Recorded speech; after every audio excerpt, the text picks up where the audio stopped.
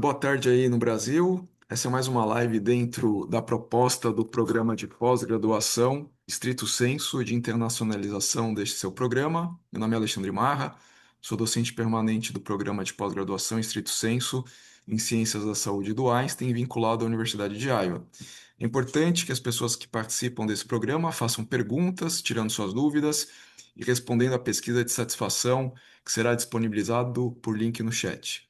É um prazer receber nesse seminário internacional a doutora Su, cuja trajetória personifica o intuito desse seminário, que é construir pontes para esse programa da pós-graduação, apresentando o que há dentro de novo, dentro da sua pesquisa, né, que no caso é imagem mamária, e a sua aplicação clínica.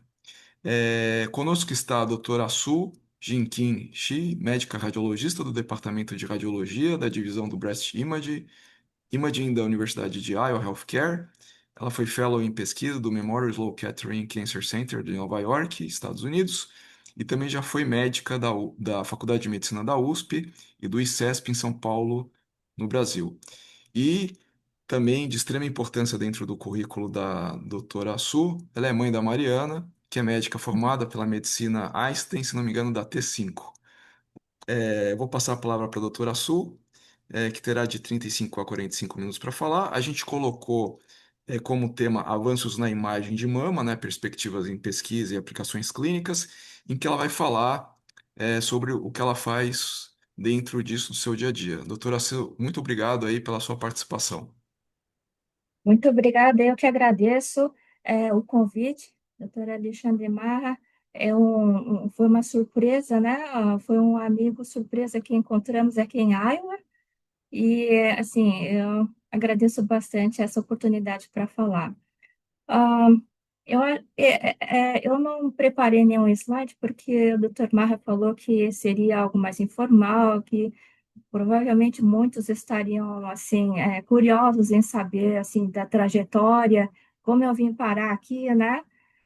Então é mais baseado nessa conversa, né? Então começando, como eu vim parar aqui, né? Eu fiz faculdade na medicina da Universidade de São Paulo. Foi lá que eu encontrei o meu esposo no primeiro ano da faculdade. E desde aquela época, o meu marido já conhecia o, aquelas provas do USMLE para a gente fazer a revalidação do diploma nos Estados Unidos, porque ele conhecia várias pessoas que estavam tentando ir para fora, fazer residência ou fazer fellow já naquele momento. Então, na época em que estávamos terminando a faculdade, a gente já prestou as provas, né? E depois que acabamos a residência, nós aplicamos para fellowship aqui, né? Ele na área dele e eu na de mama. Era uma época que não tinha internet rápida, era internet discada, então estava começando. Então, o que eu fiz? Eu peguei os livros de mama, os principais, lá tinha os nomes dos os chefes e os endereços, eu escrevi cartas. Eu mandei cartas para um monte de lugar. E aí aconteceu que nós fomos aprovados e aceitos na mesma cidade. A gente ficou bem feliz, né? Porque pelo menos estaríamos na mesma cidade. Qual foi a nossa surpresa? Que era tipo, os dois hospitais eram tipo a 3 quarteirões de distância um do outro, né? Então não dá para imaginar isso agora, né? Porque a gente tem o quê? Google Maps, a gente tem um monte de coisas, né? Que você consegue tudo, né? Pela internet. Então, começou assim, eu fiz o meu fellow, research fellow no Memorial, ele fez blood bank. O que acontece com esses USMLEs, quando você recebe o certificado, se você faz um fellowship fora, o seu certificado do ICFMD, que é o certificado que você ganha depois que você passa dos steps, ele fica válido indefinidamente se o seu fellowship for no lugar acreditado. Então, o serviço dele era acreditado e ele ganhou o ICFMD Certificate válido indefinidamente, só que na época o memória não era acreditado. Então, o meu certificado ficou na dependência de refazer prova de inglês, que é coisa fácil, né? E aí tocamos a vida. Ao mesmo tempo, é, o pai do meu esposo, ele tinha casado novamente com uma mulher que era citizen aqui dos Estados Unidos e é, depois que ele se casou, ele teve essa possibilidade de pedir green card para o resto da família. Tem várias maneiras de pedir green card, né? Quando é family-based, geralmente demora bastante. Foi o que aconteceu. A gente só fez o processo e deixamos, e tocamos a vida. Tipo, uns 12, 13 anos depois, foi um pouquinho depois da época do Covid. Acho que eles tinham ah, um monte de processos, eles tinham que fazer um mutirão para acabar com aquela pilha, eu acho. Aí foi muito rápido. Eles falaram: olha, o seu processo está andando, se preparem. E aí eles foram pedindo um monte de documentos, e aí nós conseguimos. E aí, quando conseguimos, eles falaram: olha, vocês têm que vir colocar os seus pezinhos nos Estados Unidos dentro de 6 meses, senão tudo é cancelado. Aí a gente ficou, nossa, e agora, né? E naquela época, era a época do pós-Covid, estávamos numa situação bem peculiar, né? Ah, de uns tempos, eu estava recebendo alguns e-mails daqui, dos Estados Unidos, perguntando se eu tinha interesse em trabalhar lá. E, na verdade, eu tinha começado uma conversa com uma universidade em Boston, mas aí, no meio da conversa, a moça pegou Covid, perdemos o contato, mas ela tinha me indicado tipo de uma headhunter, né? E aí, essa headhunter falou: ah, você não quer vir para Iowa? Aí eu falei: você conhece Iowa? Eu falei: não, né? Então, por que que você não considera, né? Então, eu tinha que entrar nos Estados Unidos, dentro de 6 meses, e se eu fosse vir para cá, o que que eu ia fazer? Eu precisaria de um emprego. E, ao mesmo tempo, veio essa oportunidade. Eu acho que, né, era tudo uma coisa do destino, talvez. Aí, o que eu fiz? Eu marquei uma. Entrei em contato com o pessoal da faculdade. A surpresa é que é, a- meu atual chefe, na hora, era diretor, né, um dos diretores aqui. Ele era brasileiro. E a esposa era brasileira também, que era na época não era diretora da Mama, mas depois ficou como diretora da Mama, né, brasileiras. E, coincidências das coincidências, eu descobri que tinha uma outra brasileira aqui trabalhando com Mama já. E ela me conhecia de congressos, né? Então foi muito engraçado. Ela me ligou, falou: Su, você não me conhece, mas eu te conheço e eu não sou maluca, não. Pode deixar que eu te ajude aqui no processo. E foi bem bacana. Eu vim aqui, conversei com as pessoas, todos muito simpáticos, né? Mesmo os americanos daqui, tudo muito simpático. Eles pareciam até brasileiros, né? Então, foi uma coisa do destino mesmo. Surgiu oportunidades em Iowa e surgiu o Green Card. Eu já tinha o ICFMG. Nem precisaria, porque tenho vários colegas que vieram também sem Green Card, sem CFMG, mas conseguiram um Special License para trabalhar aqui. Então, na verdade, o que você precisa para trabalhar aqui, que é o Special License, na verdade, são muitas referências, se você tiver um currículo bom, mas o mais importante é se você tem essa oportunidade, essa proposta de emprego. Porque o Special License, ele te permite trabalhar aqui no setor que ah, está como seu sponsor, né? Por exemplo, eu estou com o Special License, né? Apesar de ter o certificado de medicina e residência tudo validado, eu tenho Special License porque eu não tenho board ainda, tá? ser board certified é uma coisa e ter o license para atuar é outra coisa, né? Então, quando você tem um special license, você está restrito nessa instituição que está como seu sponsor, né? Então, eu não posso trabalhar numa instituição privada, não posso trabalhar em outro setor, eu tenho que trabalhar aqui, né? E, inclusive, eu conheci várias pessoas, assim, que tinham a proposta, não tinham visto, mas aí a universidade, ela te dá o visto de trabalho, né? E te ajuda a conseguir o Special License, né? Então, não é impeditivo, né? Eu acho que aí o que conta bastante seriam referências e contatos, né? E o que eu senti quando eu vim aqui é que o nosso treinamento é equivalente. Eu não senti nenhuma dificuldade na parte técnica, nenhuma diferença.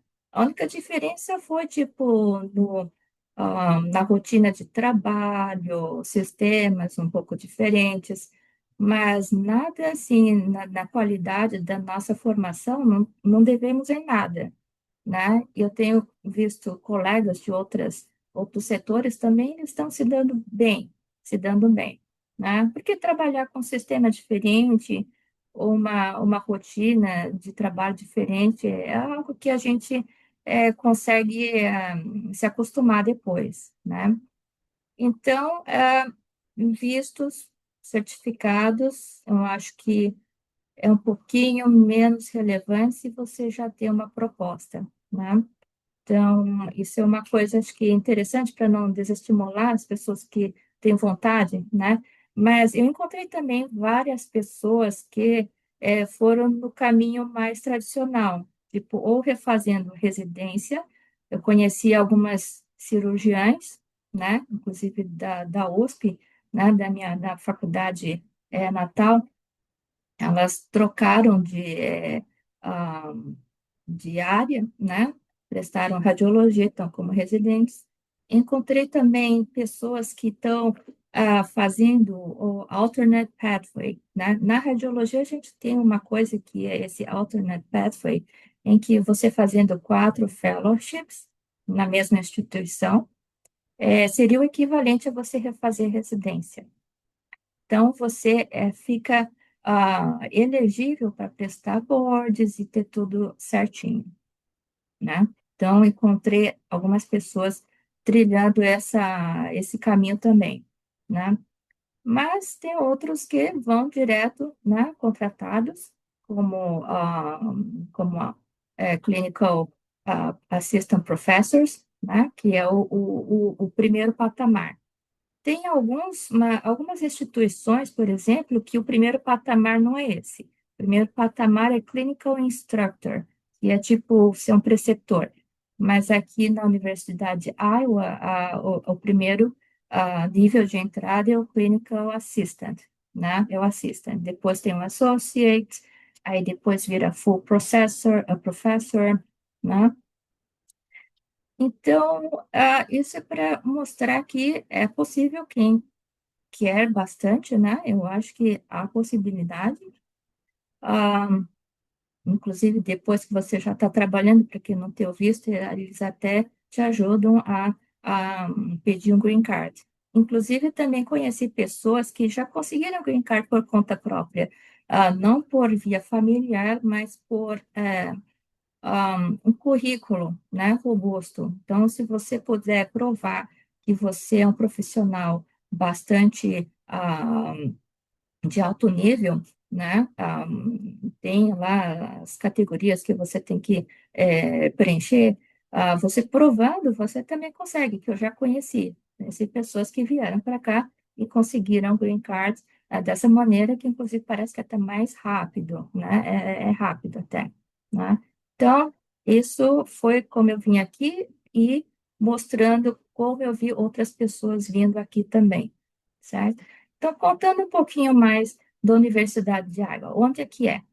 É no meio oeste americano, um pouquinho mais para cima. Eu sinto que aqui estamos no lugar geograficamente abençoado, porque, é claro, tem tornado, mas da última vez que teve uma, uma temporada pesada de tornado, meio que uma parte foi para o oeste e uma parte foi para o leste, e a gente estava no meio e fomos poupados, né? Não sei se o Marra lembra disso. Mas, e também teve uma nevasca recente, porque de vez em quando aparece um ventão do Ártico e desce e pega alguns estados e tem uma nevasca impressionante, né? Eles chamam vértice polar. Então, nós fomos poupados. Foi para Minnesota, que é para cima, e foi um pouquinho para lá, para Chicago, e para outra parte, nós fomos poupados. Não tivemos neve. Então, acho que geograficamente é um lugar, assim, está sendo muito bom. Pelo menos que eu não gostei da ideia de ter tornado, mas nada é perfeito, né? Mas, enfim, a Universidade de Iowa, ela é uma universidade pública, estadual, ela é referência do estado, então temos muitos casos que são referências que vêm para cá, inclusive muitas pacientes que são diagnosticadas com câncer de mama, muitas delas acabam sendo referenciadas e entram no nosso serviço, né? Então, assim, tem casos muito complexos. Parece HC, né? Para quem conhece o Hospital das Clínicas da Universidade de São Paulo, tem casos de altíssima complexidade, né? Então, eu achei que o nível dos casos eram similares, né? Com a grande vantagem de que a gente tem todo o equipamento de ponta, né? Nós temos mamógrafos de ponta, nós temos a mamografia com contraste, nós temos ressonância, vários equipamentos, software para fazer biópsia guiada por ressonância, que inclusive eu vim a descobrir depois, esse software que a gente usa não é nem disponível em alguns outros serviços, não são todos que usam, né?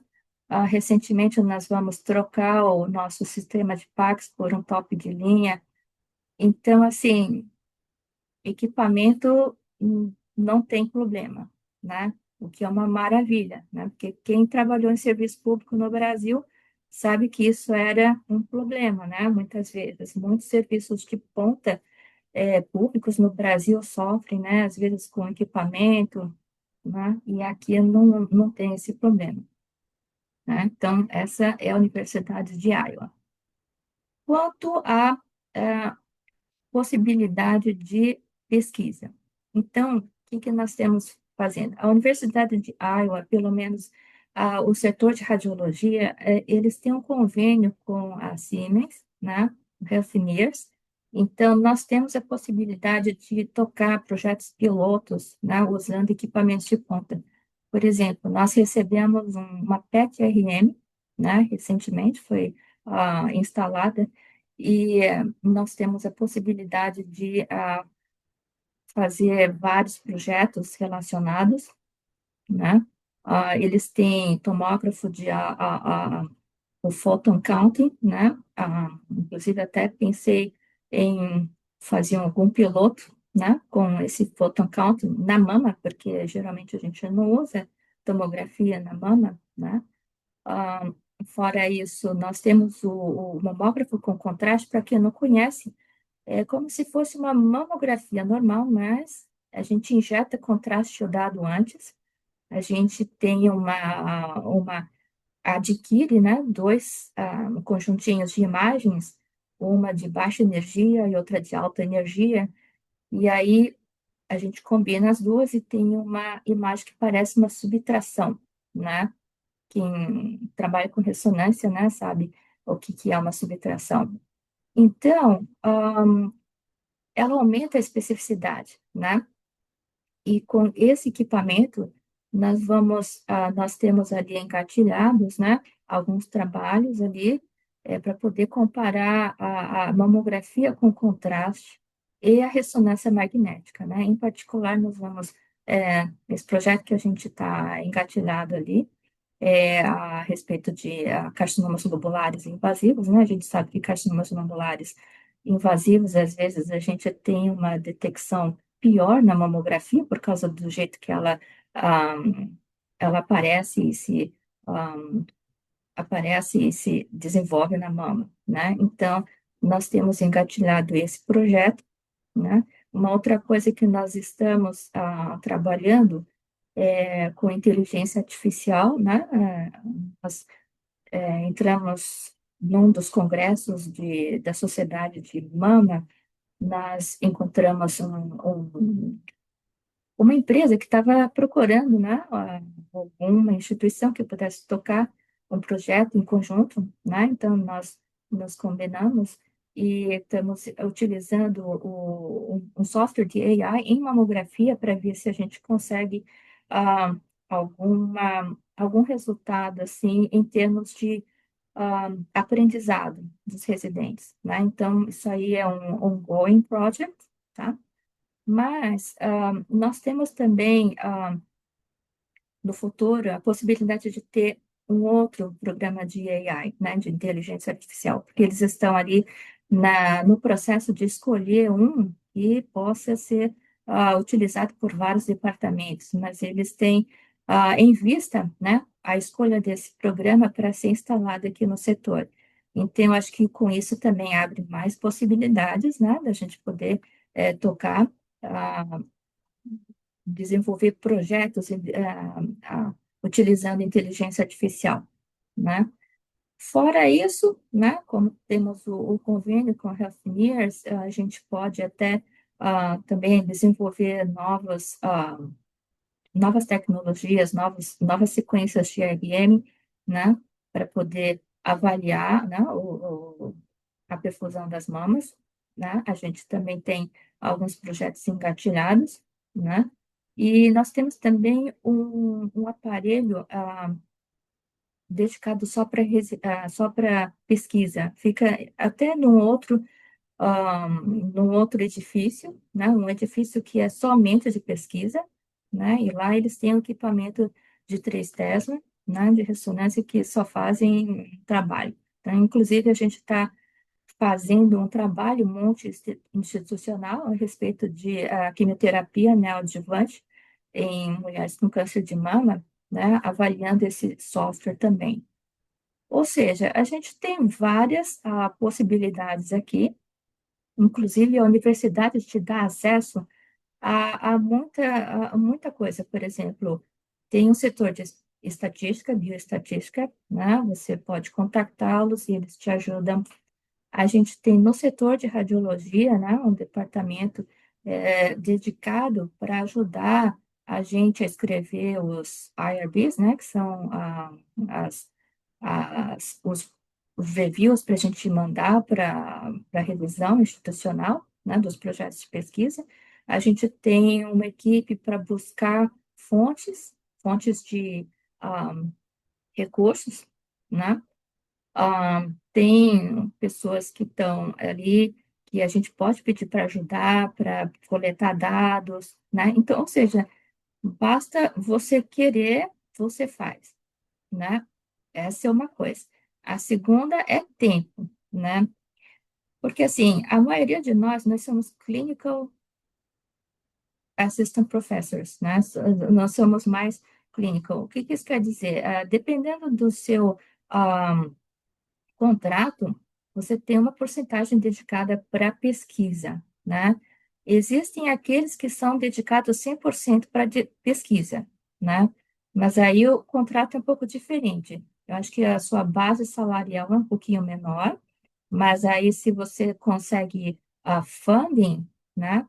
Às vezes eles até nos ultrapassam, o pessoal do clinical track, né? Quem está no clínico, normalmente a gente tem 90%. 90% é para a gente praticar, né, ter assistência, e 10% é para pesquisa. E a gente sabe que às vezes só 10% para pesquisa não é, às vezes, suficiente, né? Então, tenho todos esses recursos à mão, mas eu não estou com muitos projetos ao mesmo tempo, porque eu não vou conseguir tocar, né? Então, essa é uma diferença grande. Mas se você quiser ir para trilhar pelo caminho da pesquisa apenas, aqui é possível, né? Você é pago para isso, né? É tranquilo. Inclusive, eu conheço várias pessoas aqui que estão apenas no research track, né? E eles estão muito bem, vivem só com isso, certo? Mas para quem é do clinical track, a vida não muda muito do que como a gente costuma trabalhar no Brasil. A gente tem que, né? É claro, temos um pouco mais de tempo dedicado, mas assim, a gente também tem que fazer muita coisa por fora se você quiser fazer mais coisas, né? Inclusive, eu acho que tem uma. Para você fazer uma pesquisa de peso prospectiva, a gente sabe, não é uma coisa assim rápida, né? Até tem uma historinha para contar para explicar, né? Um paralelo, assim, né? Que quando a minha filha estava estudando no Porto, que é ali pertinho do Einstein, eles têm um currículo alemão, né? No terceiro colegial. Aí, na época, ela ficou, será que faço ou não? Para ver se ela vai para a Alemanha depois. Só que no currículo alemão tinha algumas coisas diferentes, né? Eles não tinham todas as matérias, e eles tinham uma matéria que era tipo artes, mas eles tinham que, não sei se tinha que ser sorte, mas eles tinham que desenvolver algum projeto que era para desenvolver durante todo o ano. Não podia entregar antes, né? Tipo, fiz e mandei. Eles tinham o ano inteiro para trabalhar nele e fazer, tipo, fazer um pote de cerâmica, por exemplo, né? Você tinha o ano inteiro para fazer. E aí minha filha pensou, mas vem cá, se eu não for para a Alemanha, se eu quiser fazer faculdade aqui, prestar vestibular, eu não vou ter química, não vou ter física, não vou ter, né? Não vou ter essas coisas, vou ficar fazendo um pote de cerâmica durante o ano todo. Aí ela não fez, né? E aí eu até perguntei, né? Curioso, por quê, né? Eles falaram, inclusive, a cultura alemã é bem interessante para algumas coisas, né? Eles têm bastante coisa manual, artesanal, é bem interessante. Eu gostei bastante da experiência de ter os filhos lá. Aí, o que eles me falaram? Por que que eles deixam um ano inteiro para a criança produzir alguma coisa? Porque eles têm que aprender que algumas coisas demoram tempo para poder criar alguma coisa boa, né? Porque hoje em dia, o que que acontece? As pessoas querem fazer tudo para ontem, né? Pá, pá, pá, né? Querem terminar tudo rapidinho, conseguir um trabalho rapidinho, querem conseguir trocar de trabalho rapidinho, subir na vida rapidinho, tudo rapidinho, né? Mas realmente, né? Forçando a criança a fazer aquele pote de cerâmica durante o ano todo, de repente até refazer, destruir, fazer de novo, repensar, é uma coisa que a gente não aprende, né? E é tempo, eles querem ensinar o valor de tempo para criar coisas boas, coisas robustas, coisas que você res, é, fez, repensou e que, né, você tem orgulho de ter criado aquilo, né? Então, na verdade, acho que uma pesquisa boa é isso, né? Se você pensa fazer um research fellow, por exemplo, num ano, assim, dá para fazer bastante coisa, assim, né? Mas coisa curta. Se você quiser fazer algo mais robusto, com coleta de dados prospectiva, é coisa de 2, 3 anos, pelo menos, se você quiser ir rápido, né? Então, eu acho que é isso, a gente vai de pouquinho em pouquinho coletando um tijolinho. Essas coisas são demoradas mesmo, né? E essa é uma parte difícil da pesquisa, né? Que eu acho. Todo mundo quer pronto. O que dá para fazer rapidinho é tipo review, né? Coisas assim, que você consegue é, fazer num ano. Mas se você quiser pegar dados, coletar bastante, que na mama é, é difícil você encontrar trabalhos assim que tem uma casuística grande, né? A maioria tem algumas centenas, né? O que é considerado pouco, né? Uma pesquisa robusta. Aqueles grandes trabalhos que têm milhares de casos assim, geralmente só multi-institucional e levado a cabo há muitos anos, né? Isso é um tipo de pesquisa que a gente não tem muita, muita experiência e nem muita paciência às vezes, né? E nem muito recurso, né? Então, essa é uma parte que acho que é tempo, né? Precisa de tempo, precisa estar fincado num lugar só por muito tempo para poder conseguir uma coisa dessas, né? Então, basicamente, era essa o que eu queria compartilhar com vocês. Ah, não sei se, como a gente está de tempo, e não sei se o Dr. Marra estava querendo mais alguma coisa, alguma outra informação. Olha, a senhora foi fantástica, certeira nos seus argumentos, nas suas colocações. Olha, foi perfeito. Eu gostei muito de tudo que a senhora falou, desde a sua história, como que a senhora fez para chegar em Iowa, desmistificou vários aspectos, né, relacionados a como poder trabalhar fora do Brasil, né, como médica, que é o seu caso, o que a senhora faz dentro de Iowa, e também gostei muito em relação à questão da pesquisa, a comparação com o pote de cerâmica, que é exatamente isso que a gente passa, né, dentro de um programa de pós-graduação que tem alunos de mestrado, de doutorado, que eles têm um tempo para fazer as suas teses, mestrado 2 anos, doutorado 4 anos, o tempo passa rápido, isso tem que ser feito de uma forma comprometida, né, como a senhora disse, né, o pote de cerâmica, você tem que ter prazer, orgulho e cuidado, né, em entregar o resultado final, que é a tese, e às vezes o tempo passa muito e tão rápido, né? São tantas atribuições que acontecem ao longo da vida. Não é só a tese, a gente sabe disso, né? As pessoas têm famílias, têm seus filhos, têm seus trabalhos, têm questões de saúde emocionais para se cuidarem e tem que entregar a tese no final. E aí a gente vê que a tese é deixada bem para o final mesmo e precisa mais de tempo. Então precisa de bastante planejamento, né? Então, eu acho que essa experiência aí do pote de cerâmica em um ano, eu acho que foi muito bem exemplificado e, como a senhora disse, um ano dá para fazer bastante coisa, mas às vezes não é o suficiente. A gente precisa de 2 anos ou 3 anos, né? Para que um Research Fellow seja elaborado. Eu vou abrir. Bom, a gente tem tempo, a gente tem uns 20 minutos ainda para perguntas, né? Eu vou deixar para o público, se vocês quiserem fazer alguma pergunta, por favor, vocês podem digitar no chat ou podem pedir para vocês fazerem a pergunta pelo microfone para a doutora Su. Mas enquanto isso, assim, eu tenho várias perguntas. Uma das minhas perguntas que eu achei muito interessante é a sua história, né? Como que eu já sabia, óbvio, parte da sua história, mas eu não tinha ideia de que para vir para os Estados Unidos, a senhora não tinha o emprego ainda decidido, teve que ir atrás disso. E são as coincidências da vida ou não sei também, ou destino, né? Como a senhora mesmo disse, que é muito interessante. Os contatos que a senhora fez ao longo da sua vida e que deu certo, né? Para ter uma pessoa em Iowa para poder lhe receber. E dentro da radiologia, isso que eu queria saber, ajudou alguma coisa a senhora ser especialista em mama? Ou se fosse alguma outra área dentro da radiologia, a senhora acredita que seria absorvida por esse serviço?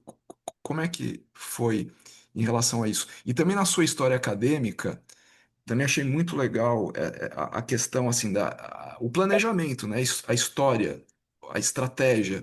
Então, desde o primeiro ano, a senhora e o Dr. Pedro, né, já pensavam em fazer algo, e aí eu marquei aqui no sexto ano, ou final do sexto ano, após a residência, vocês já deixaram tudo planejadinho para ingressar no fellowship. E como que foi essa questão de ser uma especialista em mama dentro da radiologia? Como é que foi esse processo para a senhora? Se teve algum orientador, algum mentor, quem que influenciou a senhora nesse sentido? Então seriam as duas perguntas em relação por que Uhum, mama dentro da radiologia uhum. e por ter vindo para a Iowa, se isso lhe ajudou. Então, como é que acabei fazendo mama, né? Na verdade, eu tinha escolhido a radiologia musculoesquelética porque eu senti que durante a minha residência eu não sabia nada. Eu achei que eu precisava saber mais. Então, na verdade, eu fiz radiologia fellow, o R4 do músculo, lá na HC. Só que, na época, como a gente já tinha interesse em ter treinamento fora, na época também a gente conseguiu, eu e o meu esposo, ir para a Mayo Clinic ah, no primeiro, no observership, né? Só para visitar, tipo, um mês. E aí a gente podia aplicar, né? Porque a gente tinha um convênio lá com a Universidade de São Paulo, a gente podia aplicar para esse programa de Observer, né? E aí eu fui pedir uma carta de apresentação para o Dr. Giovanni, né? Aqui nos Estados Unidos, para qualquer coisa que você precise, mesmo fora da medicina, você precisa de cartas de recomendação, tá? Então, geralmente mais que uma, né? Duas ou três. E aí eu fui pedir para o meu chefe na época, que é o Dr. Giovanni, acho que todo mundo conhece, da área da radiologia. E ele já naquela época, ele é visionário, né? Desde aquela época, ele tinha em mente montar um grupo de mama no HC, né? Na época que eu fiz residência, a residência de radiologia era separada em sistemas, tipo, tinha o pessoal do raio-x, o pessoal da tomo, o pessoal da ressonância, o pessoal do ultrassom. Não era assim sistemas, tipo musculoesquelético, mama, tórax. Isso veio, né, no fim da minha residência, começo do R4, né? Inclusive, o meu R4 foi o primeiro ano que isso foi instituído, né? A residência da radiologia em sistemas, pelo menos lá na HC. Então, na época que eu fui pedir a carta de apresentação para ele, ele me perguntou: Você não quer fazer mama? Aí eu falei: eu gostaria de fazer músculo. Bom, ele me deu a carta de apresentação, eu fui lá, a gente ficou muito bem impressionado, né, na Mayo Clinic de Jacksonville e tudo. Aí falei, vamos fazer mais célula depois, então, né? Tá. Então voltamos, comecei a trabalhar um pouquinho com músculo esquelético, e aí eu ia fazer a pós-graduação. Aí me inscrevi. A primeira ideia de pós-graduação era muito mirabolante, obviamente isso não deu certo, né? Porque tem umas coisas que a gente não pensa, né? Tipo, eu queria avaliar reconversão medular em pacientes transplantados. O paciente transplantado não vai sair da UTI, né? Como é que eu vou fazer ressonância, né? Então, fui mudando, e aí o doutor Giovanni, sempre visionário, falou: você não faz de mama. Aí eu escolhi, e na clínica onde eu estava trabalhando, é, apareceu uma mama para fazer ressonância, e na época a gente não tinha protocolo, o pessoal nem fazia ressonância de mama. Então, sentamos eu e meu colega da neuro, a gente viu um artigo, tentamos copiar o protocolo, fizemos, pensamos, a gente precisa de alguém para estudar ressonância de mama. E eu tinha que pegar um projeto, né? O doutor Giovanni perguntando por que não faz com mama. Então, eu fiz um projetinho de ressonância de mama, né? Que aí eu podia estudar também, né? E entrar na pós-graduação. E ele me apresentou o doutor Nestor de Barros, né? Falecido agora, mas na época ele fazia digestivo, né? Ele era conhecido como rei do Crohn, né? Então, ele me botou, o doutor Giovanni botou eu, doutor Nestor para ser meu orientador, e eu montei um projeto de pesquisa de avaliação de tumores invasivos na mama, né? E aí eu apliquei para o Memório, né? E, na verdade, eu conduzi esse trabalho lá, né, com o pessoal do Memório, né? Então, meio que eu peguei todos os dados, né? Aprendi bastante, mama lá. Aí eu voltei e aí que defendi a tese aqui. Então, e aí, no fim, o pessoal que eu trabalhava falou, a gente precisa de alguém para fazer mama. Por que você não faz mama? Né? E no HC também. Você sabe agora, mama ensina a gente ressonância, né? Então, acabei ficando ajudando na mama lá no HC, né? Aí depois eu fui contratada e fora também fui fazendo mama. Ou seja, acabaram escolhendo mama para mim, né? E acabei fazendo mama. Não reclama, não mudaria, não. O dia a dia é bom, a gente não tem plantão, não tem emergência, né? Aqui os meus colegas que fazem qualquer outra especialidade, eles ficam de plantão no final de semana ou às noites para ver exames de urgência, a mama não tem isso, certo? Então, é uma vida mais tranquila. E aí, para cá, como que, né, isso influenciou? Na verdade, aqui nos Estados Unidos, todo mundo está em falta de radiologista de mama, né? É uma especialidade um pouco difícil. Tem as suas peculiaridades. Não tem aquela anatomia completa que nem neuroradiologia, o músculo, né? Não tem aquela variedade assim de ah, casos, né? Que tem em outras especialidades. Parece mais restrito, mas não é, porque a gente amplia bastante com a questão do follow-up e o tratamento, né? Tem muita coisa que a gente tem que analisar da biópsia e do tratamento.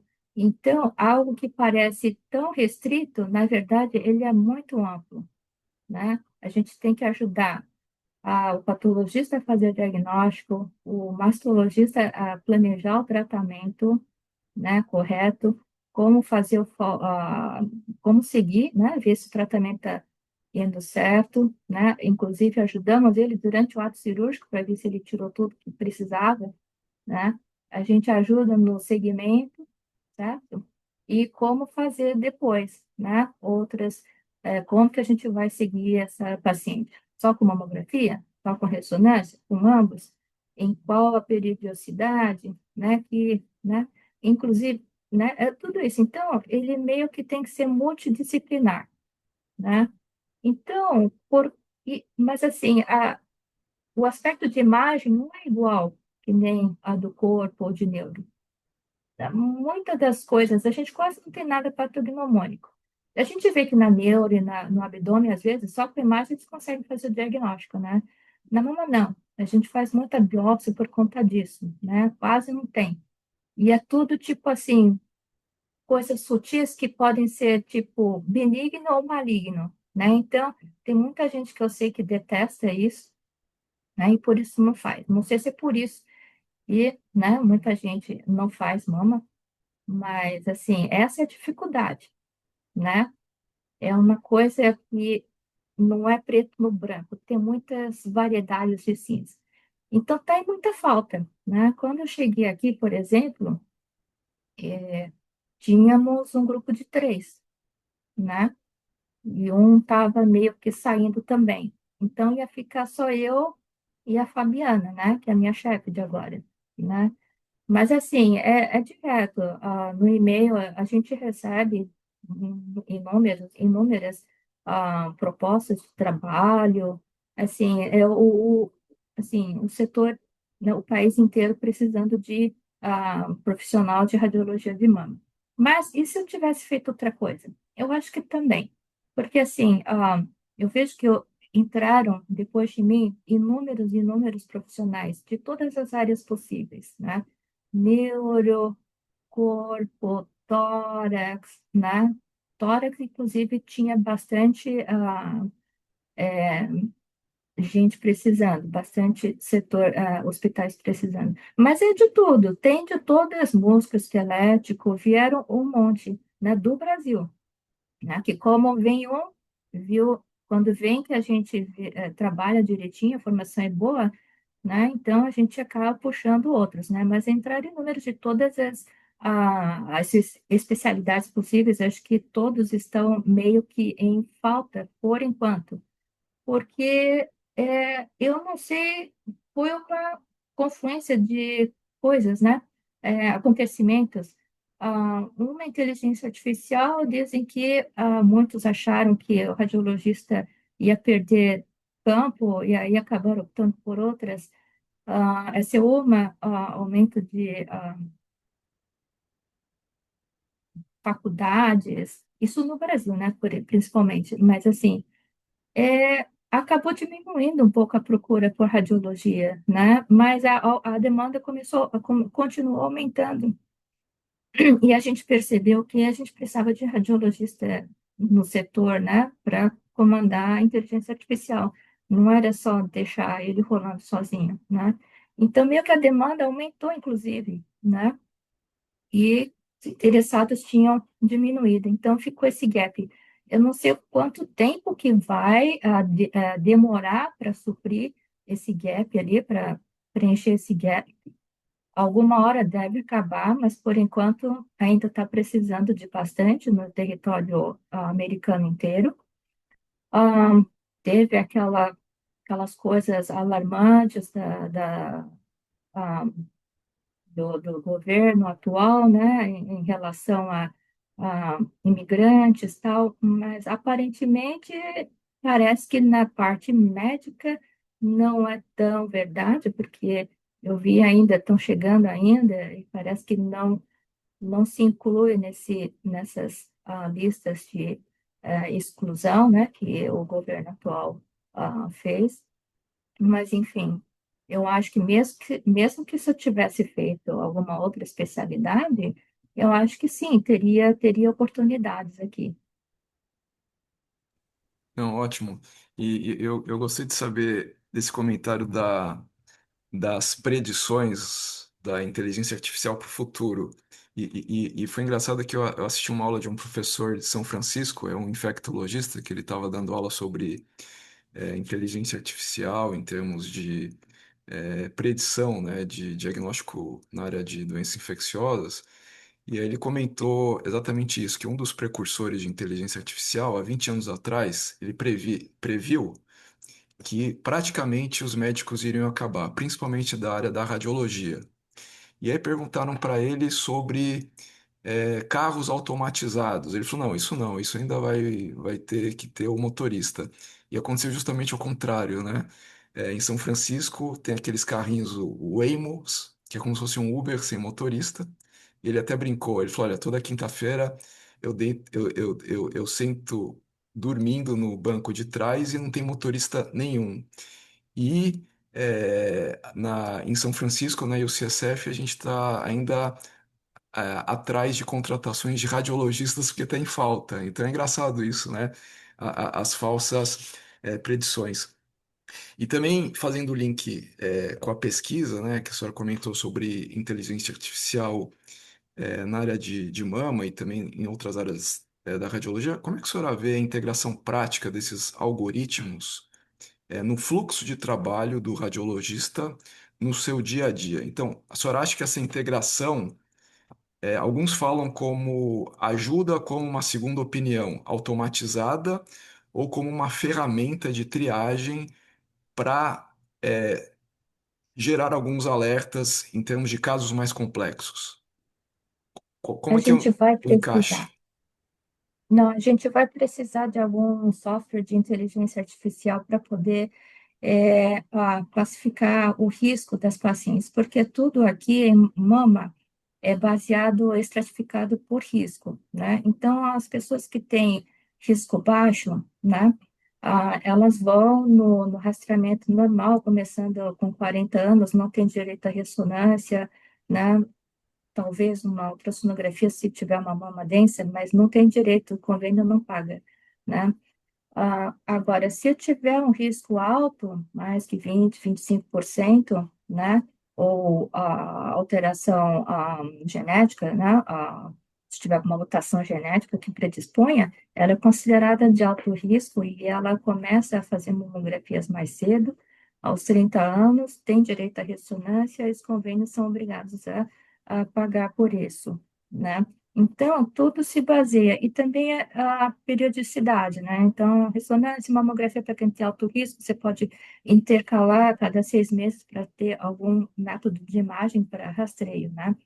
Então, tudo se baseia nessa classificação. Por enquanto, o que a gente usa aqui no hospital é o Tyrer-Cuzick, que é um score matemático, né, baseado nas respostas que as pacientes dão na entrada aqui, né, do serviço. Elas respondem o questionário e aí o software ele calcula esse score do Tyrer-Cuzick. Mas a gente viu que às vezes está errado, né, porque às vezes a pessoa esqueceu de clicar alguma coisa ou clicou errado, né? E mesmo que faça tudo direitinho, às vezes o score não está igual à avaliação de risco feita nos ambulatórios de alto risco, né? Então a gente vê essa divergência.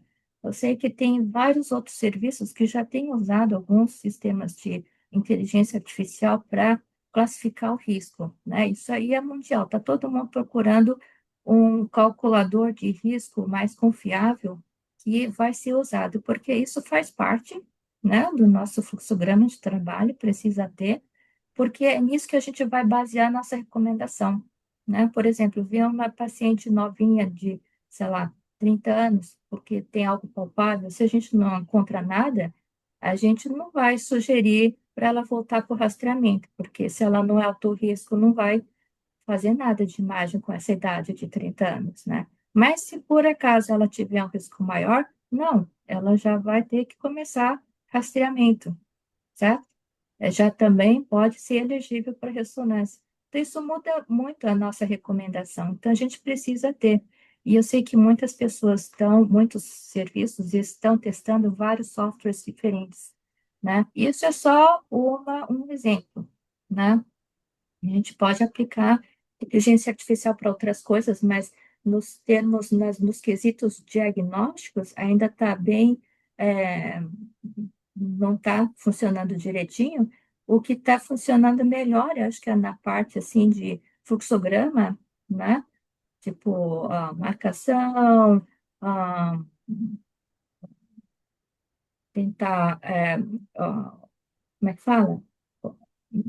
Em fluxograma do dia, coisas assim de workflow, né? E a estratificação de risco. Essas coisas eu acho que estão mais adiantadas do que na parte assim de detecção, né? De detectar câncer mesmo, né? Essa parte acho que ainda está um pouquinho, né? Aquém, né? De todas as áreas da radiologia, parece que o da mama, em particular, está bem mais atrasado do que dos outros setores, né? Por exemplo, detecção de nódulo no pulmão, parece que está melhor, né? Ah, do que o da mama, por exemplo, né? Mas acho que tem bastante campo ali, vão ser muitos anos ainda, eu acredito eu, né? Para a gente ter alguma ferramenta que seja funcionante. Mesmo que funcione direitinho, a gente vai ter que dar a palavra final, né? A gente vai ter Isso, que usar como uma perfeito. segunda opção, como sozinho, AI sozinho, né? Definir o que a paciente tem, as condutas, né? Isso eu acho que não tem como, não vai ter. Não, perfeito. E eu fiquei interessado, porque com relação à prevenção de câncer de mama nas mulheres, eu ouvia falar mais em mamografia, ultrassom, agora tem a ressonância, e a senhora falou de mamografia com contraste, né? Para detecção de câncer de mama, por exemplo, mulheres com mamas densas, que a mamografia não seria o ideal. E aí,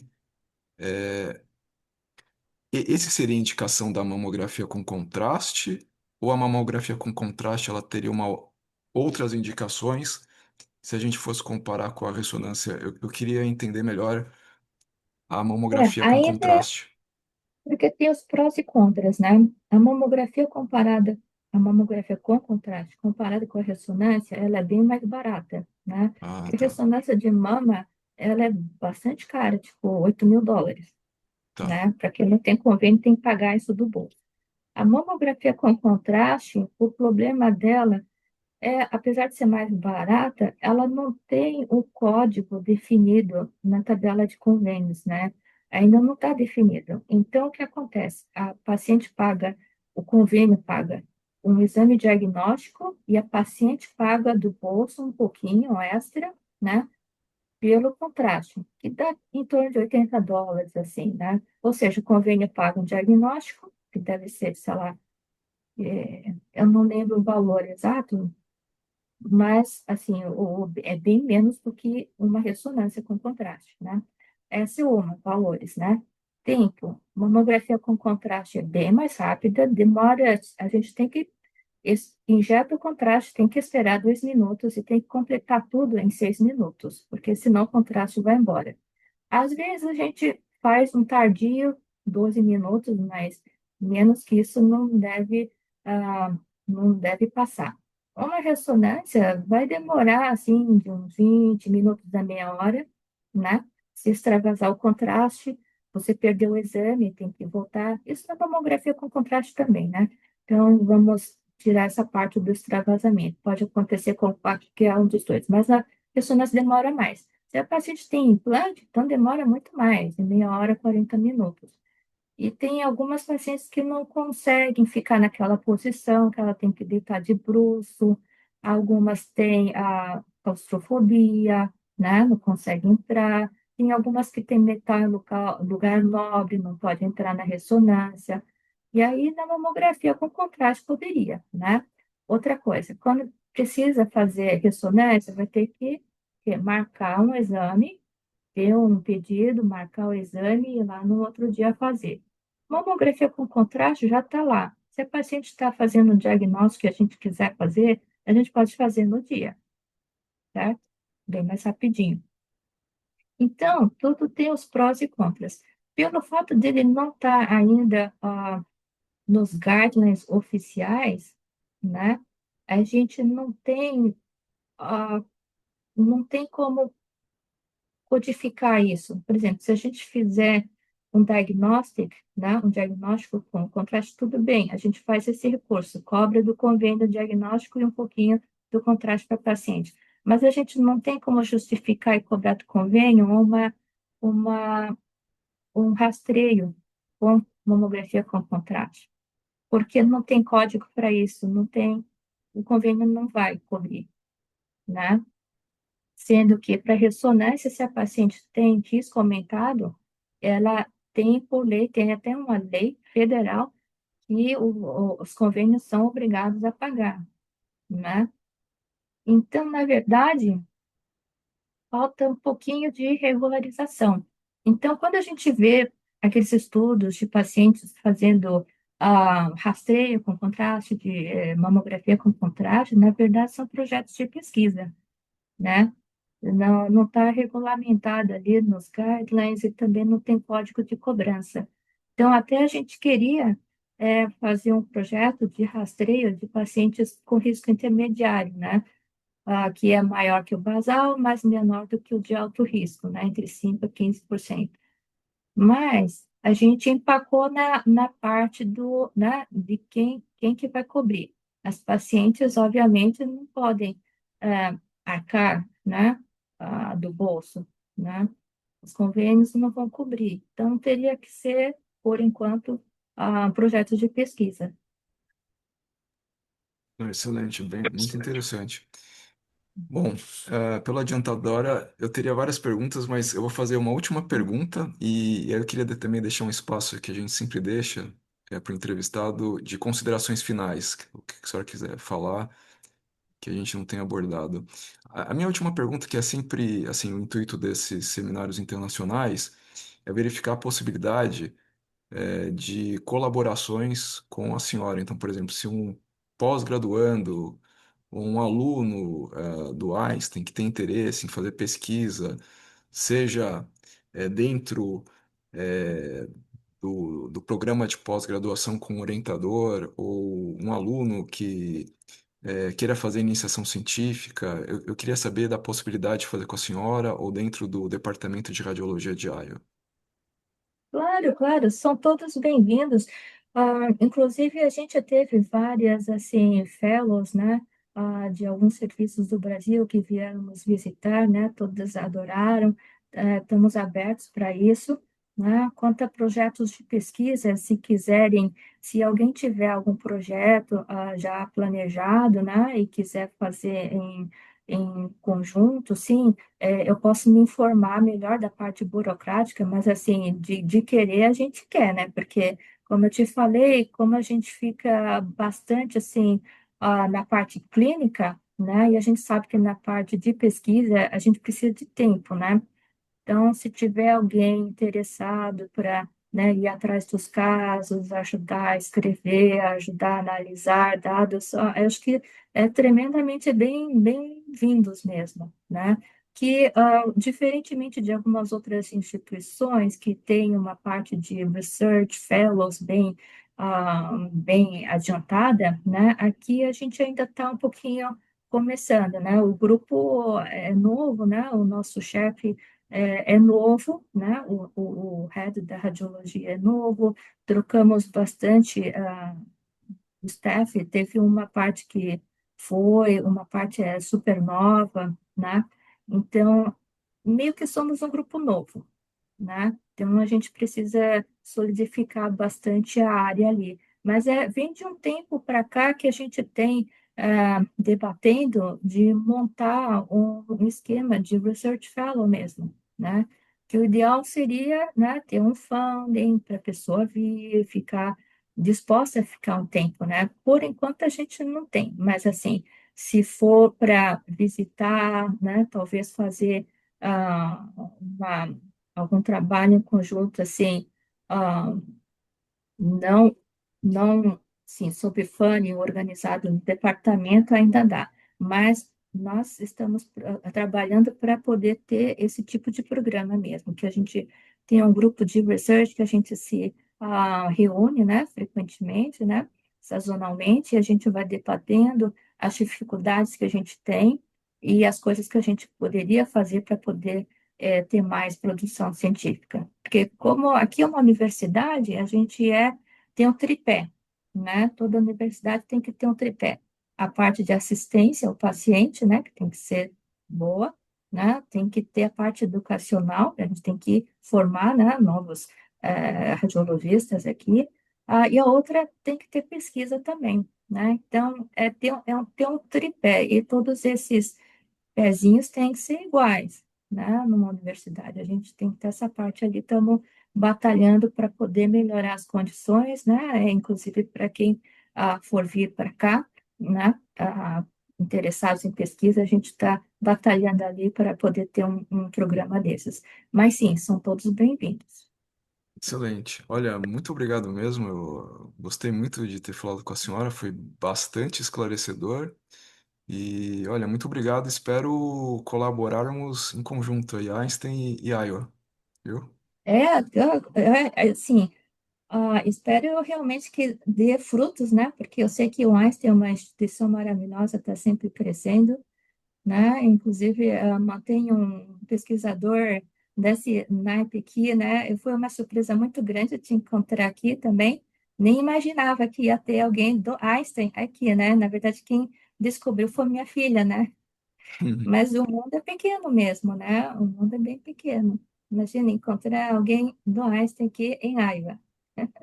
Mas muito obrigado, viu? Obrigado mesmo aí pela parceria, obrigado pela Mariana, a gente trabalhar juntos. Eu espero que todos tenham gostado também. Um abraço, doutora Su, muito obrigado aí pelo seu tempo, viu? Obrigada, eu que Tchau, agradeço. obrigado. Muito obrigado. Um abraço a todos. Até logo.